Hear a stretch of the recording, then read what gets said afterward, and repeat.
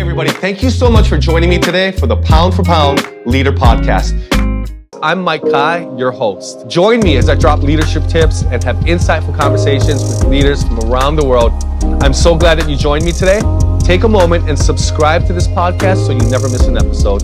Now, let's jump into this week's episode and take your leadership to the next peak. Hey everyone, thank you for tuning in to the Pound for Pound Leader Podcast. My name is Nolan Galito and I get the honor and privilege to lead Inspire Church out here in Metro Manila and also lead the Inspire Covenant churches here in Asia.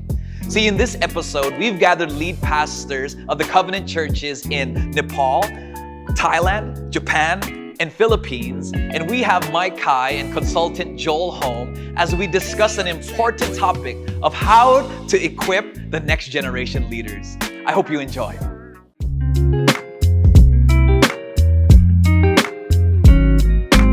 I'm really grateful to have everybody here. I wanted Joel to get a framework of and an idea of who he's talking to and the relationships that we're building with Joel as well. So I would love for Joel to, we asked Nolan for some questions and you guys gave us questions. And as a result of those questions, Joel has taken them and put them into several categories. And I'd love for Joel just to jump off of that and I can add to it when he feels I should or whatever. And I'd love for him to be in the driver's seat on this. So Joel, will you take it away, please? The three main areas we discovered, the questions you came out of that you submitted, Nolan, really dealt in three areas. One was ministry. So you had questions around the effectiveness of ministries. And then the small groups, outreach, discipleship strategies, things like that. The second one really had to do with leadership. A lot of you asked questions, especially around the generational leadership topic. Young leaders, building with volunteer leaders. Obviously, COVID has had a huge implication for some of the leadership. We've seen some good stories, whereas Sahid's saying our leaders are tighter now. And some of you are saying, hey, our leaders are struggling with the stress, especially the younger ones. So that was a leadership issue, especially based upon the generations. And then the last one, a few of you had questions really around what I would call kind of organizational vision and strategy. How do you deal with issues like change? And how do you know how to prioritize when you talk about funding and when you're trying to build, volunteer executive leaders? A lot of you don't have large staffs, so you're working with bivocational leaders. So I thought it'd be good if we start kind of where it seemed like the most of you landed, which was on the leadership bucket, Mike, which is really the idea of building a church around these volunteers, especially having coming out of a year where nobody has had a normal church experience in terms of what they had years leading up to this. And I'll give you a couple of thoughts and then we can open that up for discussion. And then I'd like Mike to jump in as well when it comes to especially the generational piece.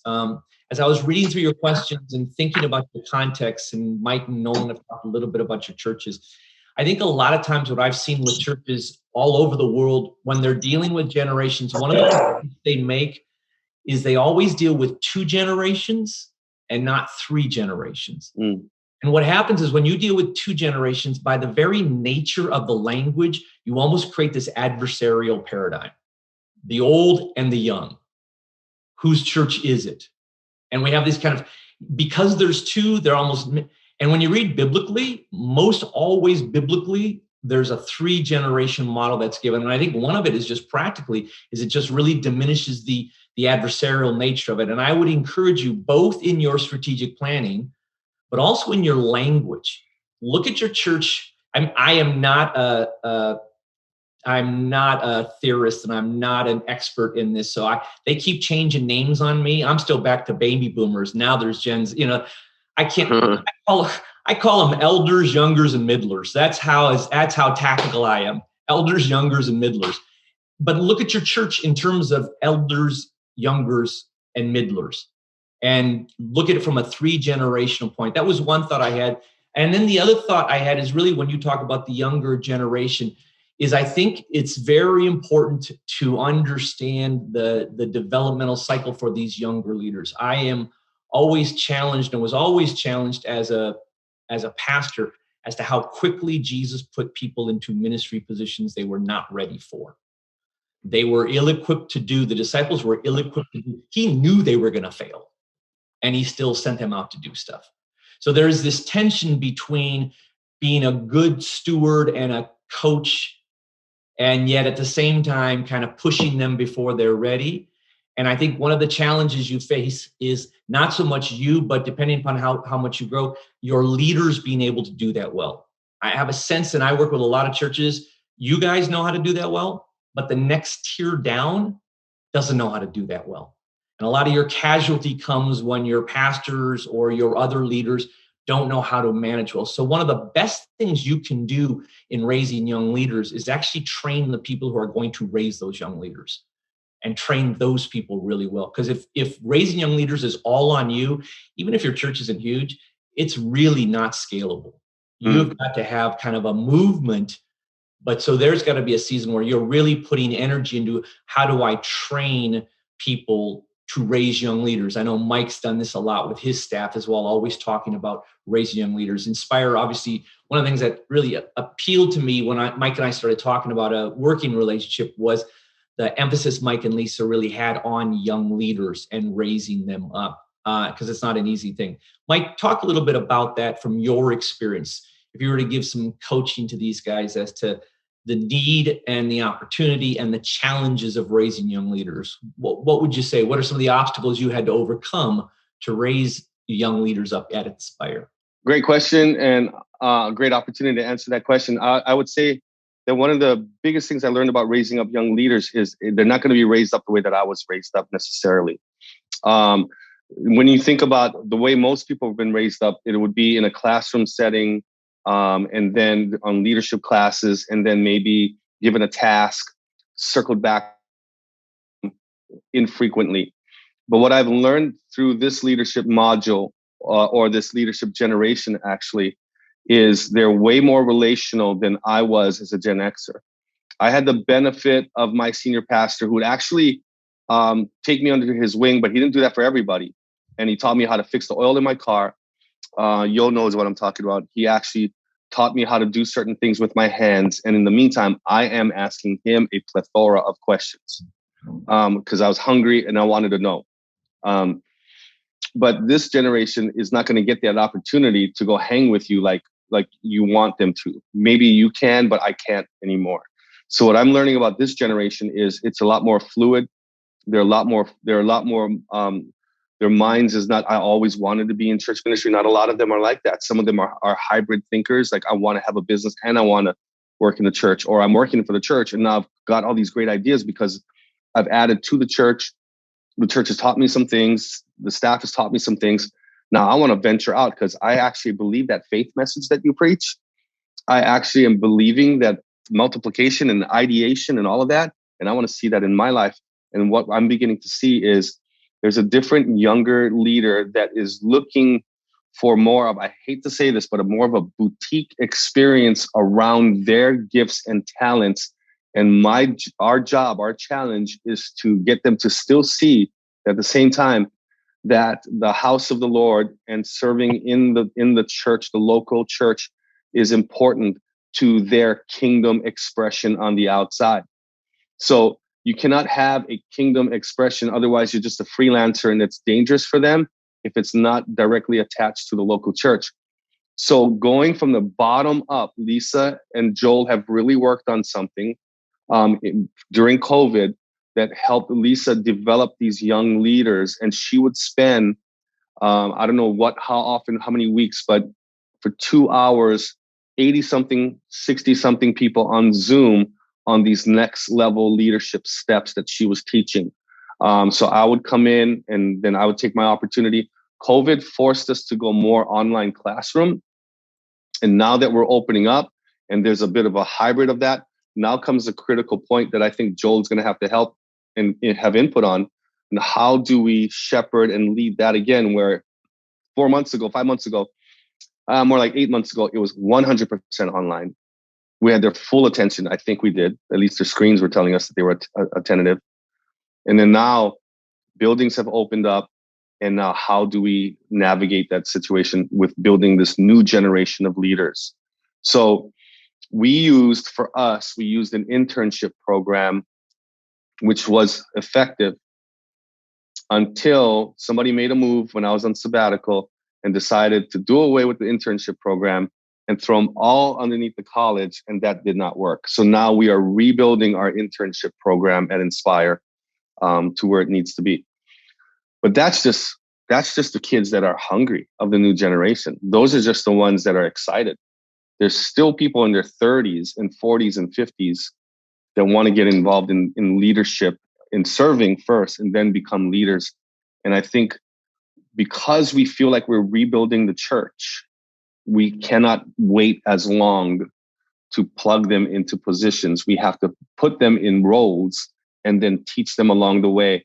And I can do it, but I think level 2 and level 3 has to get better at doing that. I think that's what I'm experiencing. Yeah, I think one of the challenges that Mike refers to, and I'm going to ask you guys a question because we'd like to really hear from you as well, is that, raising leaders is a language that's used, but a lot of times we use it out of a need. I need leaders. And I encourage you to say, if you didn't need leaders, you should still be just as passionate about raising leaders. Because in some ways, I make raising leaders synonymous with discipleship. You are teaching people to follow Jesus, discover their gifting, and help build the house of the Lord. And I think a lot of times when I've worked with a lot of churches, there's been more of a drive around the need-based than the vision-based.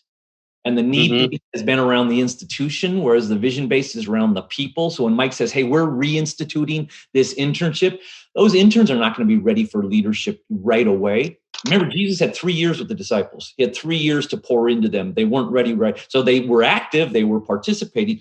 And you got to do kind of, again, not even so much for yourselves, but for that tier of leaders that work with you that are engaging with leaders, young leaders especially, are they approaching it from a needs-based approach? We have these holes we have to fill versus a vision-based approach.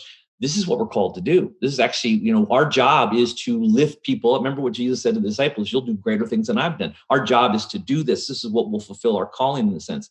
That I think is one of the obstacles, is the urgency of the moment causes us not to have a vision around this, but more a tactical response to this. What would you guys say when it comes to raising leaders, especially as we begin to come out of COVID and you haven't had kind of the normal leadership stuff going on? What would you say are some of what would be the main obstacle you're facing in your church when it comes to raising leaders, especially younger leaders? What's the main obstacle that we can respond to? Nolan, what would you say?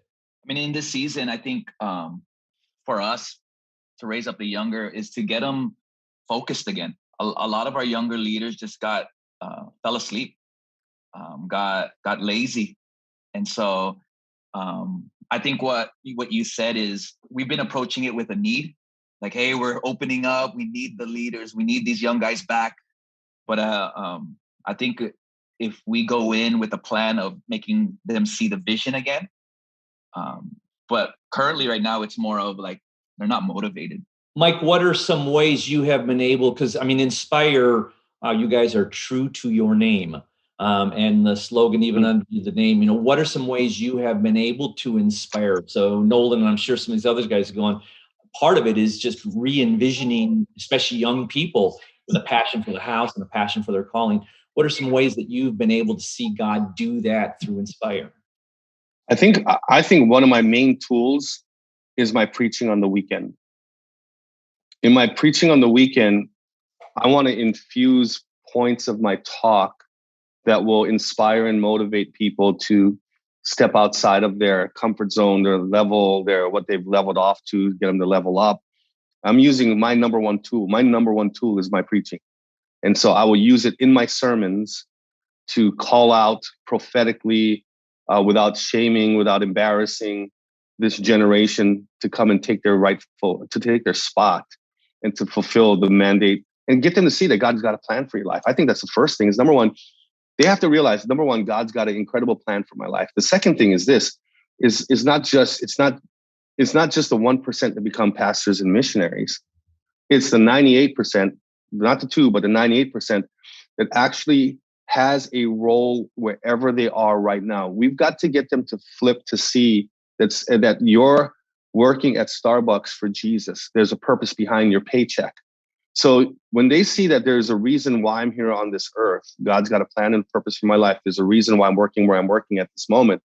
And it's to make this, they don't get that so much, but it's to be salt and to be light where they are.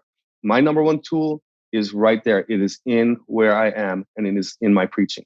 The second tool that I use, and I'll probably just stop at number two is when we draw a big net to all of our servants who think they're leaders or may not think they're their leaders. And in that venue and in that Zoom where I'm teaching them and I'm trying to get them to awaken that gift that is inside of them, to serve with the gift that God has already given you. So to me, the inspiration is in your tool that you guys all have. Your number one tool is your voice. And it is awakening that one more time all over again, because just like in Manila, even in Honolulu, and probably the same in all over where you guys are, they've gotten lazy, they've gotten lethargic, and they've got to see the purpose behind why they're here on earth. I would add one thing also to what Mike says, and that is be careful, because although your assessment of, Nolan, you say, they've just gotten lazy. Although your assessment may be accurate, addressing that, I don't think is going to really fix the situation, because I don't think they would see themselves that way. They've become uninspired. They've lost the inspiration for life. It's interesting. They've actually done, I don't know if they've done it in Asian context. They've done it in other Western contexts, where the generation that has struggled the most in the last 14 months are the people under 30 years of age, because they've never had to navigate anything like this. They just got grounded all over again as a 22-year-old, and they thought they were free from their parents, So they're the ones they've lost the inspiration for life. So I think, to Mike's point, it's really important that you re-inspire them. The law doesn't change anybody. So rather than attacking the laziness, although it's an accurate assessment, re-inspiring them, I want to reinforce what Mike says. And I think one of the ways you can do that practically is you have to translate service into creative language. When young people are serving, whether they're serving in children's ministry, whether they're leading a small group, whatever they're doing, they're creating. God's a creator. And the generations resonate well with create something, build something, not just serve, because that's serving, obviously, but create something so that you are inspiring them, and inspiring them sometimes to do something beyond their capacity, so that there is faith that's involved. But here's where you got to do it we say it in the English language, an honest gut check. You have to really believe that God's at work in them. You have to really believe that God is going to raise them. You gotta own that faith in your heart even more than they do. You have to believe for them in ways they can't believe for themselves. But I would really reinforce with Mike, inspiration at this stage is what is so significant, and it comes through a variety of different platforms. Question, thoughts? Yeah, so I was just kind of listening to you, and then it really kind of hit me, the vision based versus the whole field, the need versus the vision. I think that's a very great idea. But recently I just read a book, it's called The Passion Generation. And that book really talk about the generations, because this generation is so much moved with the need. They are not really they're so much into hey, what can I do? If we just through some need, that can be a vision, but then when they see the need, for example, there was a young college student that came to our church, and she was selling all this kind of just receipt. She was raising money that really was going to the poor people, this kind of feeding the poor. And she was so much driven because somebody inspired this girl that, hey, if you could just raise 50 rupees, which is 50 cents, somebody's going to be fed. So she was so much inspired by that, and she was selling this in the church. So kind of a little confused here, when do we throw the need, when we just raise the leaders versus the vision? That's my question. It's a great thought. Let me bring clarity. When I say need versus vision, it means really the reasoning behind why you're doing it. It's really about you as a leader going, oh, I need a children's worker, I got to raise up a leader. That's a need-driven approach towards people versus a vision-driven approach where people saying, I got this 21-year-old girl that God's brought into my church. There's a responsibility. What is God's call in her life? How do I help her become all that God? So it's really more about how we as leaders approach people. When I go to inspire And I watch how Mike talks to his staff and how he talks to the team and stuff like that. It's all about the vision of God in their life, and they catch that. You can't fool people. They'll catch it. They'll know whether or not you see them as a piece of the machinery to help you accomplish what you want to do, or whether or not you're there to help them fulfill what God's got on. That's really the kind of the background behind it. Mike, you know what I do? I text so many people every day. Right, Nolan? And I'm just texting them. I'm going like, hey, bro, thinking about you. Hey, bro, hope you're doing great.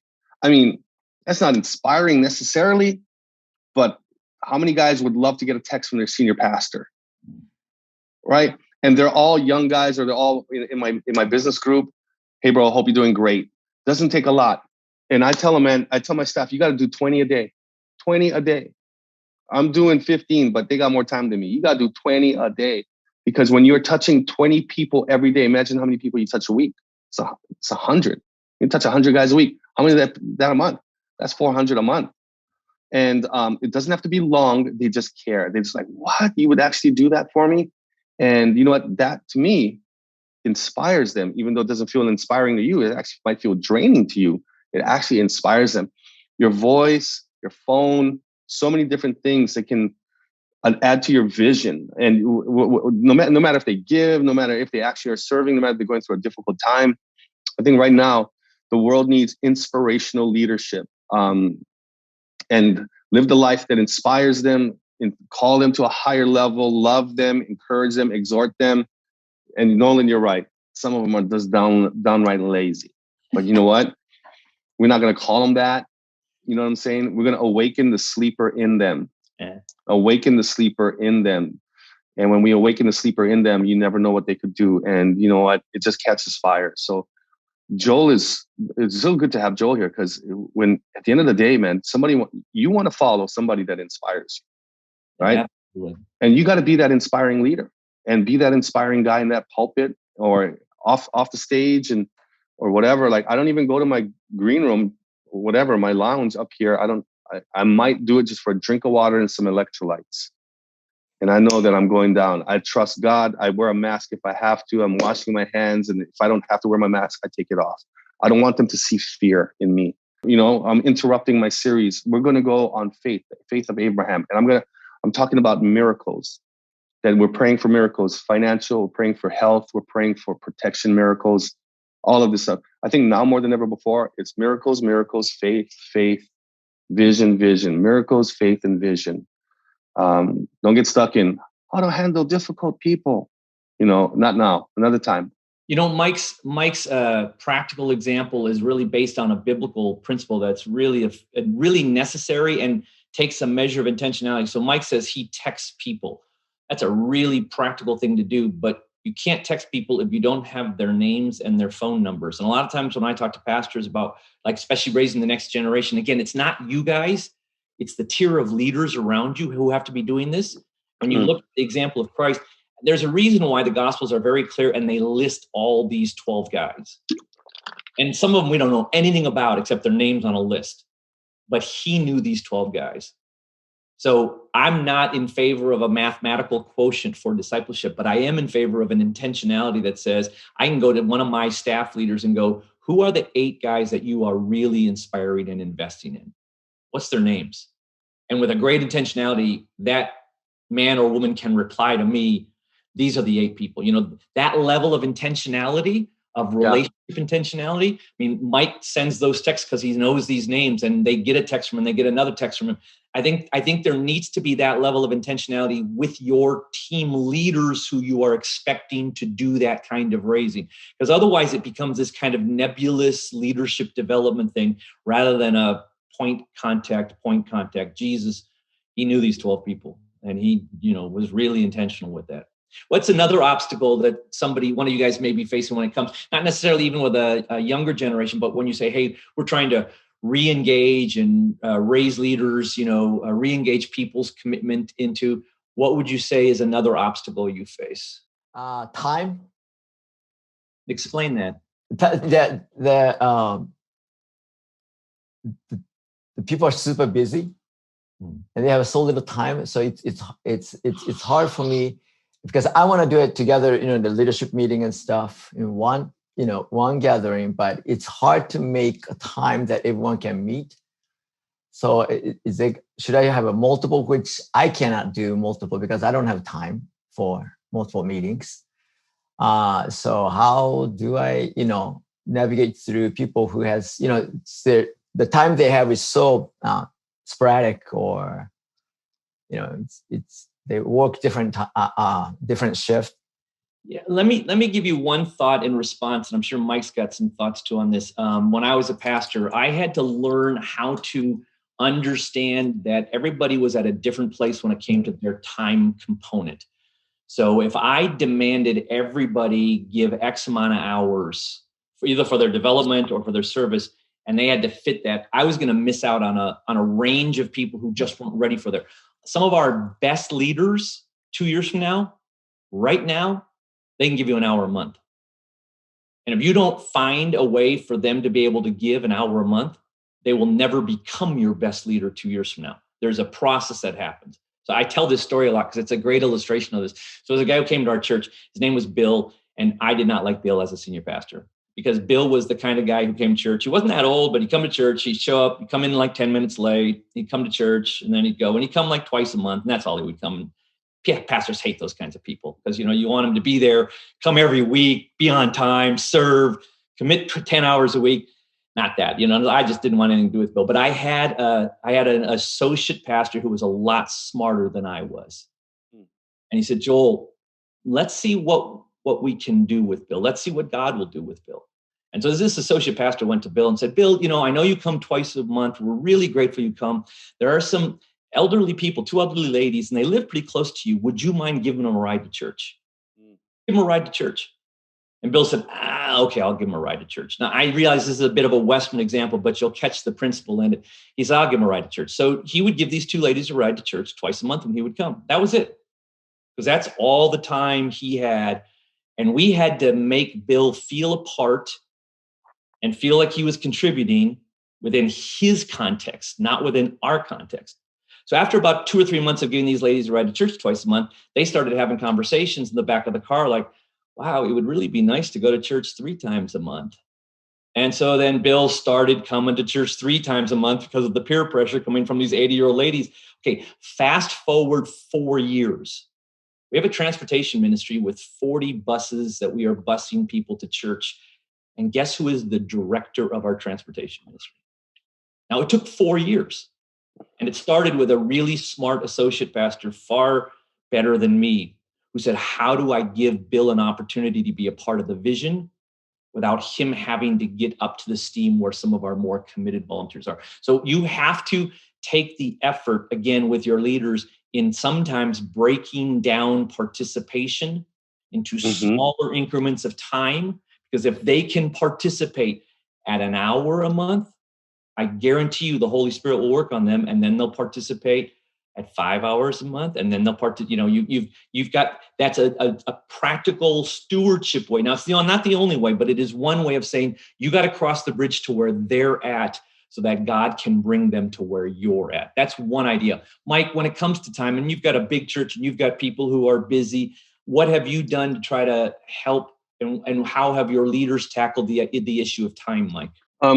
So the example that I was thinking about when Joel was talking was about the leaders, not just the serving and finding time where they can serve, but also for them to become leaders and the leaders to become better leaders and possible staff one day. So that's the train of thought I was going.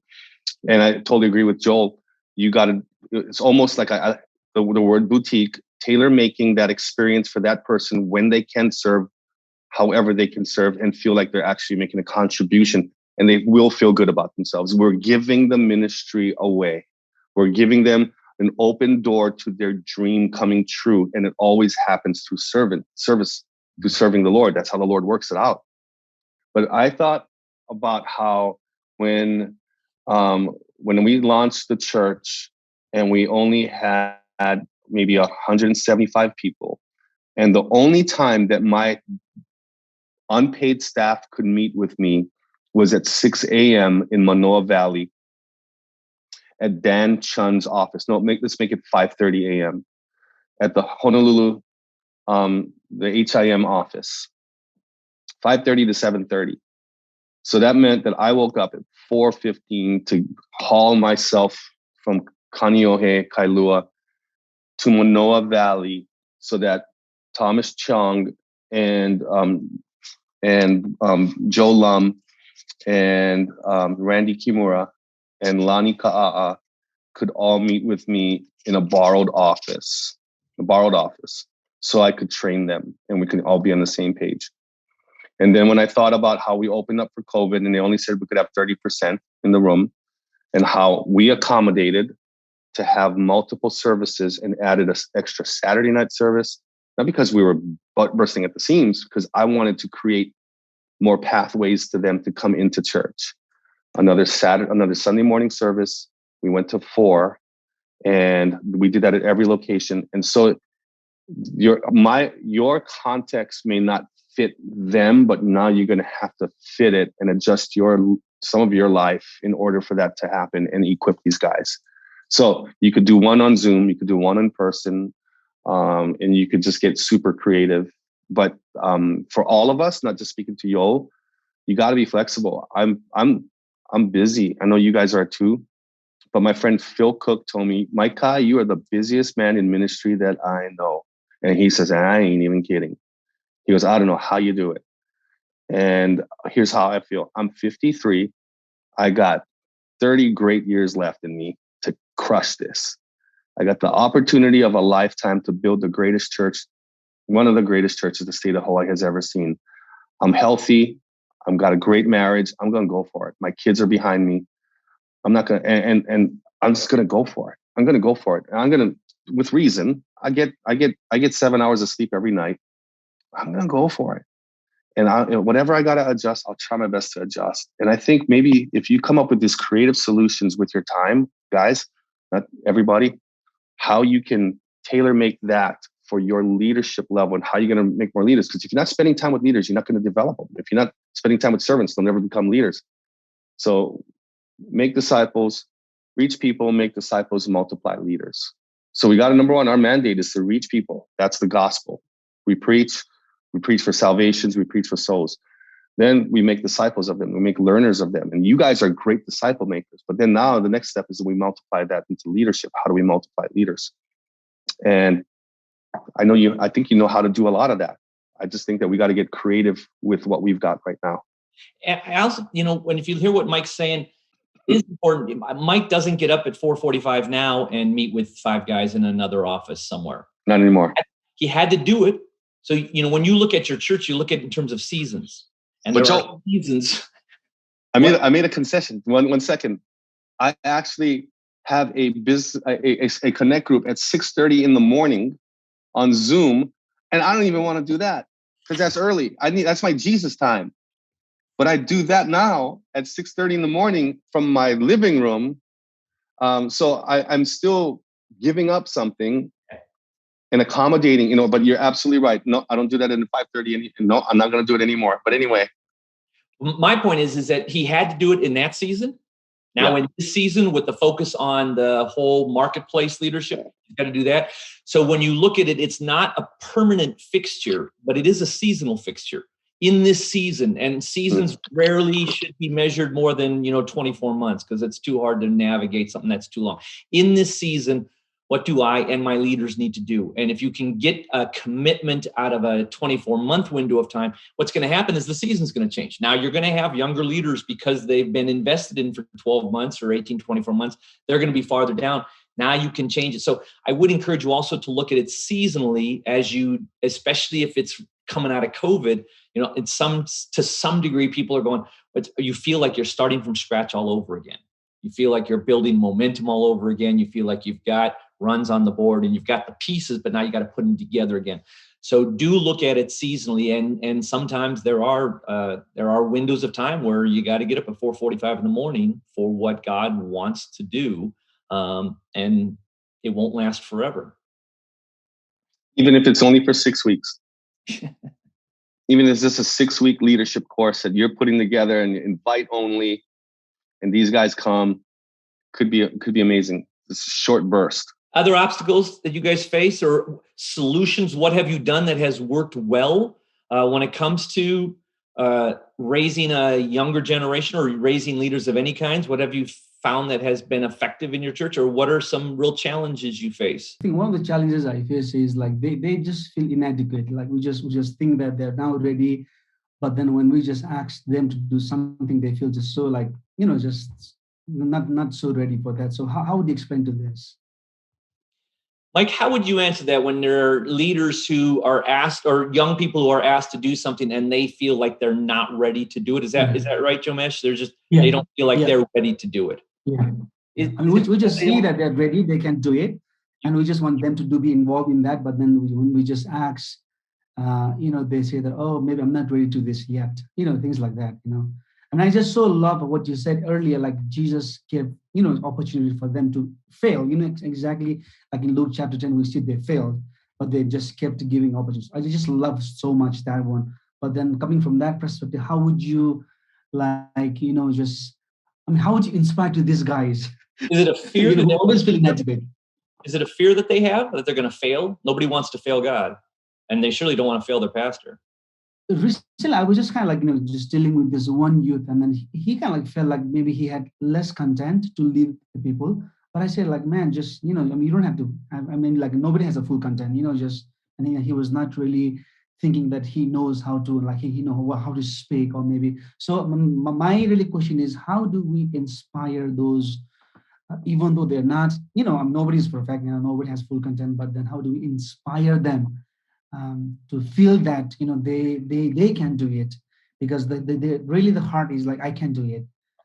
I'm going to give you my answer, which may be counterintuitive, and then Michael correct it and said, don't listen to what Joel said. I got the truth for you. Because I think here's a mistake we make as pastors. We wrongly inspire. So you take this young guy who you say, hey, I want you to do youth ministry. And he goes, I just don't feel like I'm equipped to do it. And then what we'll do is we'll go, no, you can do it. You can do it. And we try to kind of pump them up. And I think that sometimes is counterproductive. I think of the story of Moses when God tried to recruit him. And Moses said, I'm ill-equipped. I can't do this. I can't speak. I can't do anything. And God does not give him a kind of a pump-up story. God kind of agrees. He kind of says, yeah, you're not good enough. But that's okay. I'll be with you. And I think sometimes what we need to do is agree with them. You're right. You're not equipped enough. But this is an opportunity to see God at work in you. And I think there's sometimes a really healthy approach to affirming their lack of capacity and have them experience God show up. It also diminishes the fear they have of being judged by their leadership in their lack of skill. But to me, that story of Moses is a really good story for us, where we just go, if you believe they're ready for it and you see it on them, then get them there and let them see God work rather than let them feel like they have to achieve something. Mike, how would you answer that, where you've got young leaders, which I'm sure you've had the experience where young leaders have said, I just don't feel like I'm ready for this. And they are, but they don't know they are. Great. Yeah, no, I would have answered it almost exactly the same that you did. The other part I would think is, wait, why are you so hesitant? Is there sin in your life? And the other part would actually be, when Pastor Ralph used to teach us, he goes, he didn't like it when somebody was 100% eager. He liked it when there was a little bit of insecurity. He was worried about the guy that was always eager. And that's why he was worried about me. And I think if you say, well, hey, you're in the same boat as Gideon. Gideon was afraid, was concerned. You're the same way that with Elisha, when Elijah threw his cloak on him, he said, you need to think about what I just did to you. I think then we understand that yes, there's always going to be a fear level of jumping into a task that you might think they are called for. But then it comes the great responsibility of us also realizing that we're going to put someone in that kind of a role. Then we really need to come alongside them and make sure that we have a leader or yourself that's going to walk hand in hand with them on that journey and set them up for success, and don't set them up for failure, because they may not want to do it again if they fail because we did not provide the adequate leadership and help and mentoring and discipleship along the way. That's a really good thought. I'll give you an honest story. When I was pastoring, and our church in Chicago just blew up. Every year it doubled in size. And all of a sudden I had a church of thousands, and I was young. I was late 20s, and we needed a men's ministry. And this young guy came in, and he had just gotten saved. And the wonderful thing about new believers is they'll do anything. They'll do anything, you know. So he was like 28 years old, and I needed a men's ministry leader. And he said, I'll do anything. So I put him in charge of men, and then I let him go. I was too busy. And then within 6 months, you saw his face change. You saw his shoulders shrug because he wasn't ready for the weight of that. And he came into my office weeping, asking for me to forgive him because he had failed. And the Holy Spirit really just slapped me and said, you did this. And I had to ask for his forgiveness because I was just looking for a cog in the machinery rather than really coming alongside of them. So I think Mike's really spot on is we get them to trust God, not to look at their capacity, but then we don't abandon them once they're put in there. They've got to grow through that. Just like Jesus would go away with the disciples and debrief with them how to go, what happened. And that's an important part of what we do. And one more, go ahead, Mike. One last thing I want to add to that, and we can move on, is be careful of dirty delegation. When you delegate and you drop it and then you walk away, I think that definitely is what we cannot do. We got to make sure that we're checking in on them. Give them 10-minute opportunities, 10 minutes at a time. How can I help you? Anything that you need. How's that working out for you? And offering some great advice along the way, helping them build their team. What does it mean to build a team? You can't do it by yourself. You do it by yourself, you're going to fail. That kind of stuff. So anyway, that's all I wanted to add to that. And one of the best ways to do what Mike is saying is don't always have to do it one-on-one because that's really draining. You can do it as a team. I've seen Mike do this where he'll gather 5 of his pastors together because they all have kind of the same role, and he'll debrief with them together. And then they can learn from each other. It builds unity, it builds camaraderie, and it saves you from having 5 different meetings one-on-one. You can have one meeting with 5 of them as long as there is an affinity between them in terms of what they're learning and growing in. Hey everyone, if you are in the entertainment field, if you're a business person, a civic servant, a community leader, an educator, maybe you're in the medical field, whatever industry that you are in, I want to encourage you to become a member of the Inspire Collective. It was established by Mike Kai, Dr. Sam Chan, and Martijn van Tilburg to help raise up disciples who are kingdom focused Monday through Saturday and not just on Sundays. And so while many churches are effective in equipping people for ministry within their walls, some struggle to prepare them for their workplace, their neighborhood, and their social community. The Inspire Collective delivers a unique blend of inspiration, application, spiritual, and practical for those wanting to impact and influence their everyday world for Christ. So if that's you and you want access to resources, if you want to be able to network with other like-minded individuals in the Inspire Collective to make that impact, then make sure you join the Inspire Collective. You can find out more information and sign up for membership at inspirecollective.com. Hey everybody, thank you for joining us. Now don't forget to hit subscribe to receive the latest episodes. And I would love for you to follow me on Instagram at Mike Kai and let me know what you got out of this week's podcast. I'll see you next week where we're helping to take your leadership from one peak to the next. Aloha.